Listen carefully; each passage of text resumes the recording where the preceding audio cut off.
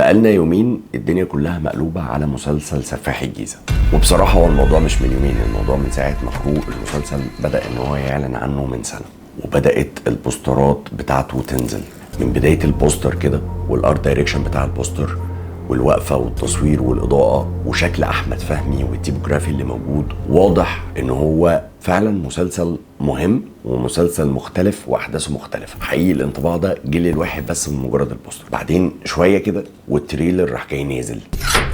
أنا مش عبيط عشان تاكل علي بكلمتين. أنا بعد أطلب ناس. كمل المعادلة. بعدين في حاجة لازم نعرف كويس جدا ان المخرج بتاع العمل ده هو هادي الباجوري، وهادي الباجوري مفيش حاجة شبه التانية اخرجها.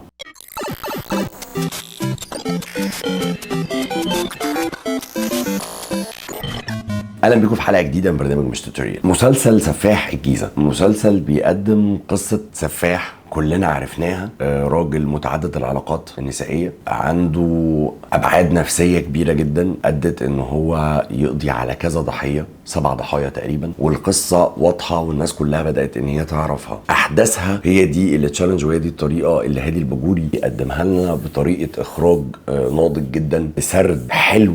في شوية توهان بس برضو ما حدش يقدر يحكم على الحلقة الأولى والتانية، لأن بشوية أنت بتتلخبط، أنت في 2018 بعدين لا ده انت في 2017 بعدين لا ده انت في 2016 بعدين يرجعك تاني. طب انت رجعتني فين بقى؟ انا فين دلوقتي؟ 2018 2017؟ يعني الحته دي شويه ملخبطه، ولكن ما ينفعش حد يقدر يحكم عليها من الحلقات الاولى، يعني لازم نكمل المسلسل كله علشان الحكم ده يكمل. ولكن حتى الان السرد هايل بصراحه، الاحداث بتشد جدا، المشهد بيسلم مشهد بحلاوه. تدخل تتفرج على الحلقه تلاقي ان الحلقه كده عامله زي السلم، انت بتطلع السلم الاول بعدين السلم الثاني تكتشف حاجه جديده، الثالث انت عمال تكتشف. فهو عارف يعمل معادله حقيقيه بين معادله الغموض والفضول وان انت قاعد طول الوقت انت عمال تحقق معاهم. يعني كل اللي قدرنا نفهمه من الحلقات الاولى ان احمد فهمي هو اللي عامل دور السفاح، مع ان يعني استاذ باسم سمره هو احسن واحد يليق بدور السفاح بصراحه، شخصيته دي طبعا بهزر، ولكن احمد فهمي بيقدم دور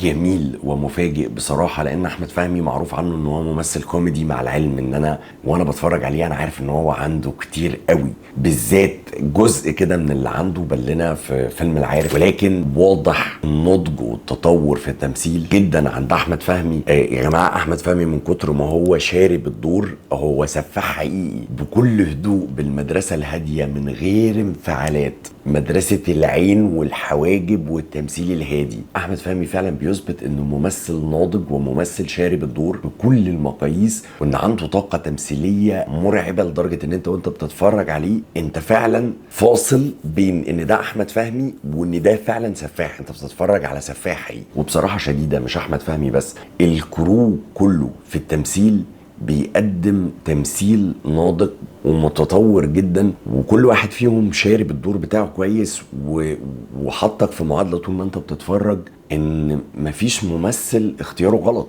حتى الممثلين ثانويين حتى الممثلين المساعدين كل الناس اختيارهم مظبوط، كلهم ممتلكين المشهد، مفيش ممثل بيتفوق على ممثل في المشهد، فطقم تمثيل حقيقي قوي جدا. على فكرة بس المسلسل ده لو كان نزل في رمضان مهرجان الدراما اعتقد ان كان هيبقى بينافس تحت الوصاية بقوة على التمثيل وعلى جوائز التمثيل. الحاجة الوحيدة اللي مش هينافس فيها هو المونتاج، لانه برضه هياخد جايزة احسن مونتاج، فاحمد حافظ بدل ما هياخد جايزة واحدة عن مونتاج تحت الوصاية هياخد جايزتين.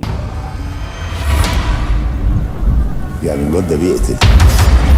وبرضه من اجمل الحاجات اللي حصلت ان انا لقيت المخرج الكبير استاذ عمرو سلامه داخل كاتب بوست عن العمل، عن حلاوته، وداخل بيشيد بهادي الباجوري، ودي بصراحه حاجه حلوه قوي وحاجه فنيه قيمه جدا وعظيمه جدا ان مخرج كبير زي عمرو سلامه ويشيد باهميه هادي الباجوري. حاجه حلوه بصراحه وحاجه انسانيه تحترم، لان هي دي المفروض يا جدعان الروح، بلاش نفسنا. المفروض الروح بتاعتنا تبقى كده، ان احنا بنحترم بعض وبنحترم وجود بعض وبنحترم المساحات الابداعيه، بنتنافس بشرف ونبل، وبنتنافس كلنا في قيمه ان احنا نقدم اعمال محترمه تدخل في التاريخ ملهاش لازمه. وهو مش عارف ان هو بيقتل. هادي الباجوري دايما مخرج مهم جدا، بيحب ان هو يجدد ويطور وينضج بمستوى العمل اللي هو بيعمله، وده واضح. هادي الباجوري شئنا ام ابينا هو واحد من اهم المخرجين اللي موجودين. اعلانات مهم جدا وينافس بقوه. دراما ما بيعملش اي ورق، مش مهم يكون هو انجح واحد، مش مهم يكون هو جعفر العمدة ومكسر الدنيا، بس لما بيجي يعمل مسلسل دراما او بيجي يعمل فيلم هو لازم يكون مختلف، ولازم يكون في قضية مختلفة، ولازم يكون في ورق حقيقي، ولازم يكون في شخصيات متغذية، ولازم يكون في سرد. بصراحة بالنسبة لي هادي الباجوري مش بيدخل يعمل أي مسلسل وخلاص، بالذات لما تيجي تبص على تطور الأعمال اللي عملها. هادي الباجوري قرر إنه يصدم السينما بفيلم الضيف، فيلم وان لوكيشن صعب جدا بيحكي حكاية صعبة على المجتمع، وقرر إن هو يعمل الفيلم ده. لا وعمله بحلاوه. هو بس كان ناقص حاجه واحده، ان هادي الباجوري يصعب على نفسه بس ويعملوا لنا وان كاميرا رول. يعني كمان حتى فيلم هيبتا برضو كان فيلم مختلف. حتى بالمناسبه يعني لو اتفرجت على اعلان اتصالات الاخير بتاع محمد رمضان، هادي الباجوري اتصالات طبعا غيرت اللوجو بتاعتها، فبناء عليه كان هادي الباجوري عملنا ريفيو قبل كده عن الاعلان اللي هو عامله بتاع دماغ تانية خالص، واتكلمت عن الارت دايركشن وازاي الدنيا كلها في الاخضر وحاجات كتيره قوي كده، وبعدين الدنيا اتغيرت فبقى الارت دايركشن كله في الاحمر عشان اللوجو اتغير و الاعلان بصراحه بالنسبه لي لذيذ، مش احلى حاجه، ولكن الاعلان فيه حاجه مختلفه برضو كهادي الباجوري. ايه الاختلاف؟ الاختلاف في الصوره. الثيم كله ريتش قوي. طب واحد هيقول لي ما مدير التصوير هو اللي مسؤول عن الصوره.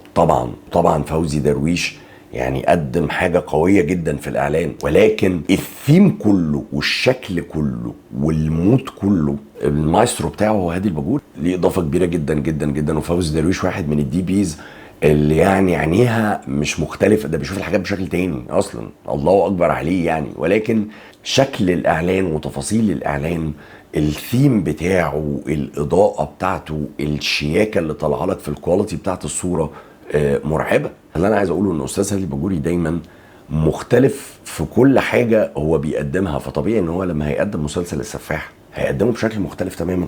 وطبعا يعني مساعد المخرج الرائع استاذ علاء شمس، يعني يا جماعه يعني لا ستوب بقى كده لو سمحت. يعني استاذ علاء شمس في المسلسل ده لازم، يعني استاذ علاء شمس طالما موجود واسمه موجود يعني هو ستوب يا ابني.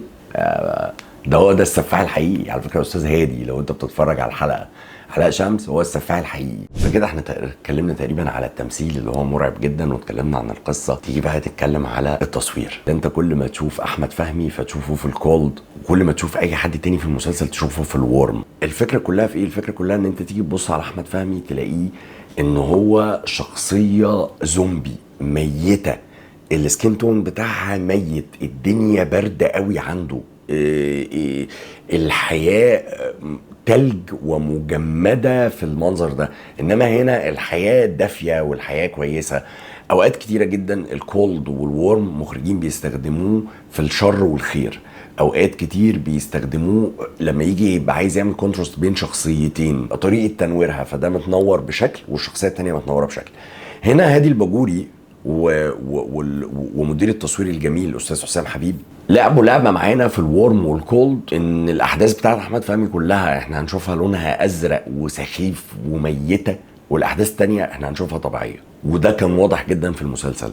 زائد تفصيله العين، كل ما الشر بيبتدي احمد فهمي عينيه بتسود اكتر، فاللي هو انا ببقى هو انت مستذئب يا عم الحاج ولا ايه؟ نيجي ندخل بقى الى المونتاج والموسيقى التصويريه. اهم مونتير دراما موجود دلوقتي في الوطن العربي احمد حافظ، واكتر مونتير لمساته الشيك الفنيه بتبان في العمل من غير حزق او مجهود هو احمد حافظ. انا اتكلمت كتير عن يعني ايه مونتير ويعني ايه مخرج ويعني ايه كذا ويعني ايه كذا، في حلقه انا بتكلم فيها يعني تفصيلا ايه الفرق بين المخرج والمونتير، هسيبها لكم تحت في الديسكربشن، اتفرجوا عليه عشان اللي بيتفرج عليها لاول مره يبقى فاهم ايه الفرق بين ده وايه الفرق بين ده. تيجي تتفرج على المشهد تلاقي ان المسلسل ماشي في رتم وتيمبو عادي جدا جدا جدا جدا جدا. المشهد ممل، المشهد ساكت، الدنيا تمام، دراما، حكي، حشو، بحبك يا حبيبتي، الدنيا هاديه، هدي هدي هدي هدي هدي، هوب فجأة أحمد فهمي يقوم يقتل الضحية بتاعته. إن أنت تاخد المشاهد من المود ده للمود ده من غير ما يفصل منك، ولا من غير ما يحس بأفورة، ولا من غير ما يحس بتعب ومجهود، ده نضج في المونتاج مش طبيعي. ثانيا دخول الموسيقى التصويرية الرائعة اللي الويلي بيقدمها، اللي رجعت لنا الفن الشعبي الجميل تاني وسمعته لنا ومزجتنا بيه، فكره المواويل الشعبيه الحلوه جدا، فتسمعها من تحت مع الضحيه، مع التقطيعات اللي بتفرق ضيق في واسع في ضيق في تيمبو مظبوط جدا. ده مايسترو اسمه احمد حافظ بيلعب. انت التيمبو بتاع المسلسل مظبوط ومشبع جدا، مفيش مشهد انت بتزهق فيه خالص. حتى الماستر سينز بيدخل لها بتمهيد صح، فانت مش بتماطل في الاحداث. اما بالنسبه للويلي، فالويلي واضح كده ان هو بيعمل لنا بصمه حقيقيه في المزيكا، لان الراجل انا عرفت ان هو الويلي والله العظيم من غير ما اتفرج على التتر. يعني انا اول ما سمعت افتكرت طبعا مسلسل الهرشة السابعة، فحاجة قمة في الجمال والمتعة. مجرد بس ان انت تسمع الموال داخل من تحت مع كل المزيكا اللي موجودة، مبدع بصراحة. حتى الآن عمل قوي ومتكامل من كرو بيقدم حاجة عظيمة جدا على مستوى التمثيل، الإخراج، التصوير، المونتاج، الموسيقى التصويرية. ونعمل عنه مراجعة تانية بقى لما يكتمل، بس هتبقى بحرق. أنا حتى الآن مش راضي أحرق، أنا مش عايز أقول لكم مين السفاح الحقيقي. هنتكلم بقى بأريحية أكتر بكتير ونجيب مشاهد وحاجات حلوة. فمعنى كده إن أنت لازم تعمل سبسكرايب دلوقتي حالا وتشغل الجرس عشان لما الحلقة دي تنزل تبقى من أوائل الناس اللي تشوفوها.